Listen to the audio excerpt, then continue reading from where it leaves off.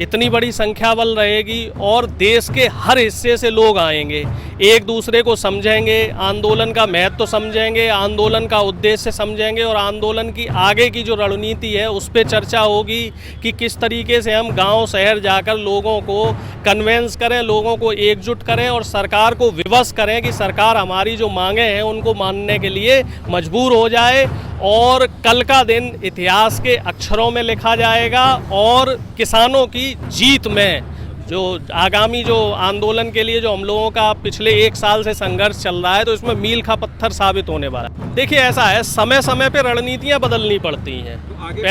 पहले हमें लग रहा था कि शायद दिल्ली के बॉर्डर के आसपास बैठकर सरकार जो सोई हुई सरकार है वो हमारी बात सुनेगी, लेकिन अब सरकार को जगाने के लिए हमें संख्या बल बढ़ाना पड़ेगा। जो हमारे पास संख्या बल था शायद उतना संख्या बल पर्याप्त नहीं था सरकार को जगाने के लिए, तो और अगर ज़रूरत पड़ी तो इससे बड़ी भी महापंचायतें होंगी, करोड़ों की संख्या में भी लोग आएंगे, क्योंकि देश में 70% से ज़्यादा लोग सिर्फ किसानी से जुड़े हुए हैं। तो अगर हम उसका 10% भी ले लें तो कम से कम 10 करोड़ लोग हमारे साथ एकजुट होकर एक स्वर में बात करने को तैयार है और सरकार के खिलाफ लड़ने के लिए तैयार है। और ये संघर्ष है, और संघर्ष जो है वो हमारे वजूद का संघर्ष है, हमारी ज़मीन का संघर्ष है और हमारे आने वाली पीढ़ी के लिए संघर्ष है। और अगर हम ये संघर्ष अभी संघर्ष नहीं करेंगे तो हो सकता है हमारे आने वाली पीढ़ियों को पछताना पड़ जाए। जिस तरीके से ऑस्ट्रेलिया में और अमेरिका में जो ये कानून लगे हैं और वहाँ की किसानी बिल्कुल तबाह हो चुकी है।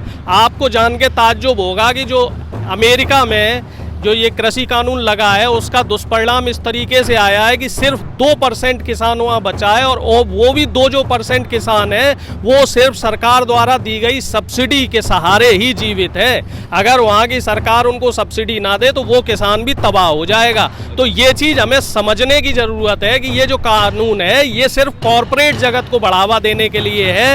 ये छोटे किसान या बड़ा किसान कोई भी हो, इनको ये तबाह कर देगा।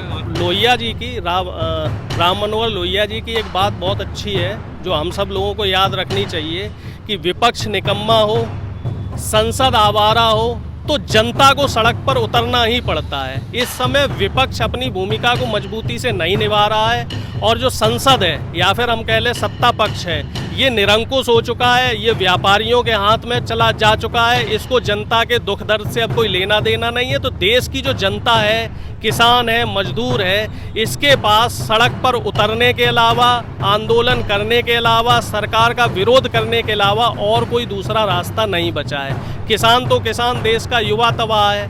सोमवार को लखनऊ में एक बहुत बड़ा प्रदर्शन होने वाला है, एक बहुत बड़ा आंदोलन होने वाला है जिसमें उत्तर प्रदेश का सारा युवा पहुंचेगा। उत्तर प्रदेश में भी 69,000 शिक्षक भर्तियों में घोटाला हुआ है, एसएससी भर्ती घोटाले, उस पे भी आंदोलन समय समय पे होते रहे हैं। तो ये जो दौर है मुझे लग रहा है ये समय ऐसा समय हो गया है कि आंदोलन का समय चल रहा है। और दुख की बात यह है कि सरकार अभी भी सोई हुई है। हताशा तब आती है जब संख्या बल घटता है। संख्या बल बढ़ रहा है, आंदोलन बढ़ रहा है, आंदोलन में मजबूती बढ़ रही है, लोगों का उत्साह बढ़ रहा है। आप देखिए आज आपने भी लोगों से बात की होगी, बंगाल से लेके बिहार से लेके देश के तमाम हिस्से पे यहाँ गाजीपुर बॉर्डर में लोग आए हुए हैं और किसी के भी उत्साह में कोई कमी नहीं है।